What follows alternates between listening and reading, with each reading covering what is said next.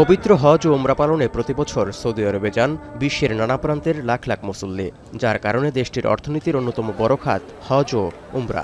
বিভিন্ন দেশ থেকে যাওয়া মুসল্লিদের কাছ থেকে পাওয়া রাজস্ব ছাড়াও হোটেল, রিসোর্ট, পরিবহন এবং খাবারের মতো পরিষেবা থেকেও আয় হয় দেশটির।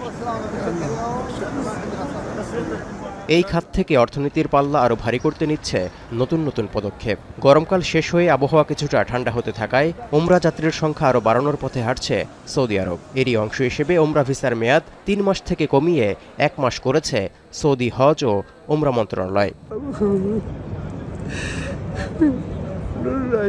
নতুন এই নিয়ম অনুযায়ী ইস্যুর ৩০ দিনের মধ্যে সৌদি আরবে না পৌঁছালে বাতিল করা হবে উমরা ভিসা। এমনকি এই ৩০ দিনের মধ্যেই করতে হবে উমরা।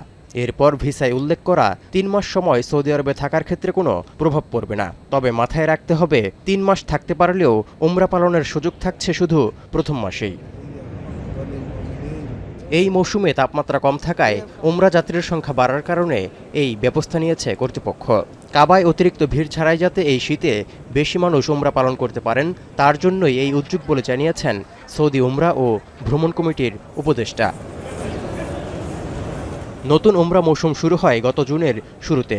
ওই সময় থেকে এখন পর্যন্ত ৪০ লাখ বিদেশিকে উমরা ভিসা দিয়েছে সৌদি আরব, যা ৫ মাসেরও কম সময়ের মধ্যে সর্বোচ্চ ভিসা দেওয়ার রেকর্ড। তৌহিদুর রহমান, এখন বিশ্ব।